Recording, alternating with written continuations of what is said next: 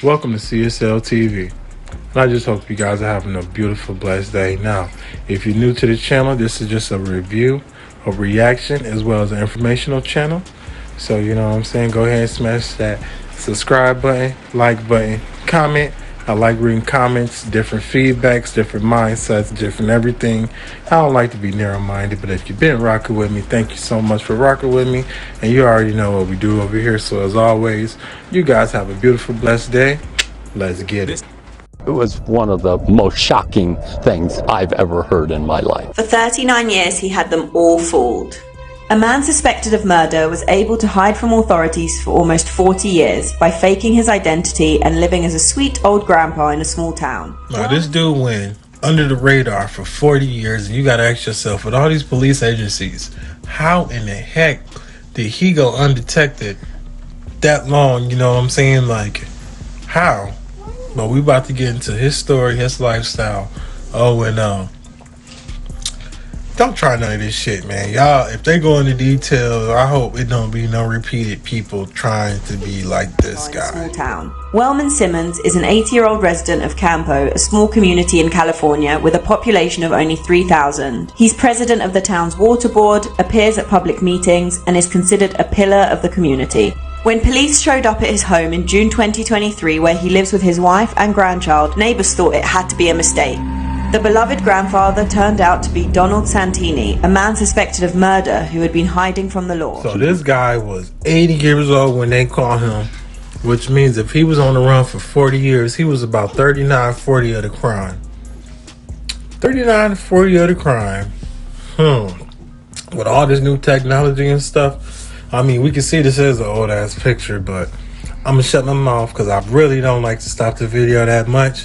We can always talk about it at the end. Hiding from the law. He would come over and visit and say, oh, what are you doing? What are you building for my neighbor? And very cordial guy, very nice guy. They say he's lived here for years with his wife. Despite presenting himself as 80, he's actually 15 years younger. Santini appeared. So this guy is actually 15 years younger than what they said he was, okay? And then he did what he did to a woman, which he was wanted for. Then he did that robbery shit he was wanted for. How can you stay undetected for 40 years doing all this stuff? And then they say he was on the FBI 3 times. Santini appeared on America's Most Wanted 3 times in 1990, 2005, and 2013. Tonight on America's Most Wanted. He remained on the list until June 2023, when the FBI were alerted that he had applied for a passport. They were finally able to locate and arrest him. Santini had previously served time in prison for a woman while stationed in Germany and was wanted in Texas for aggravated robbery. But the reason he was being hunted by multiple agencies, including the FBI, was the murder of Cynthia Ruth Wood in Florida in 1984. She was a mother of 4 going through a custody battle with her estranged husband. Right before her death, she was seen with a tall, slender, blonde man with a mustache. That man was identified as Donald Santini. Santini called Wood in 1984, promising to provide information about her husband that she could use to get custody of her kids. 2 days later, she was discovered in a ditch, strangled to death. The arrest warrant said a medical examiner determined Santini's fingerprints were found on her body. But by the time police started looking for him, Santini had already skipped town. The 1984 warrant for Santini's arrest claims that he told a woman he knew about the crime and then took off. He pointed out where he had done it, exactly how he had done it and such, and he was just glowing about it, you know. He used over a dozen aliases to avoid arrest and managed to stay ahead of the law by settling down and crafting a dignified life in rural California. He has been married to So that's how he was able to move the way he was moving. And that's weird. Well, 1984, we already know how technology was back then. It's nowhere near as great as it is now. But in 2005, we wasn't lagging or slacking. You know, we was up to date. And then, of course, everything just took off from there. But even in 2013, he didn't even, you know, I'm surprised he didn't get caught then because shit was good then. But just now, he applied for a passport. Just applying for a passport is what got him jammed up.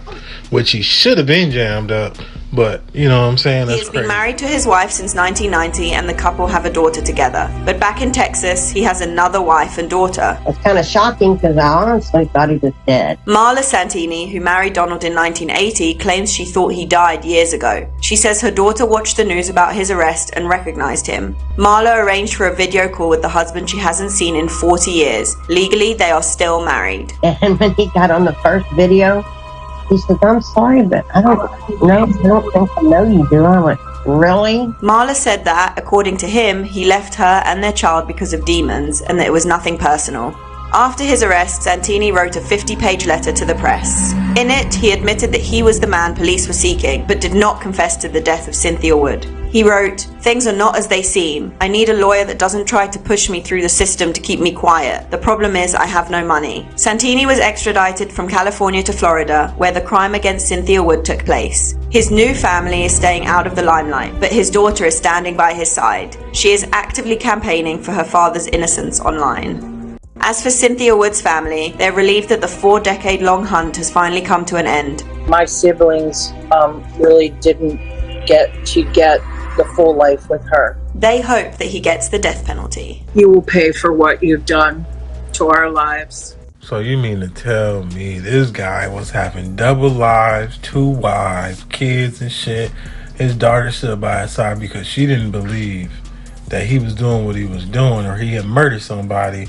You know, and he's a coward doing this shit towards women. You know, I feel like nobody should be trying to take or make those type of decisions of high power.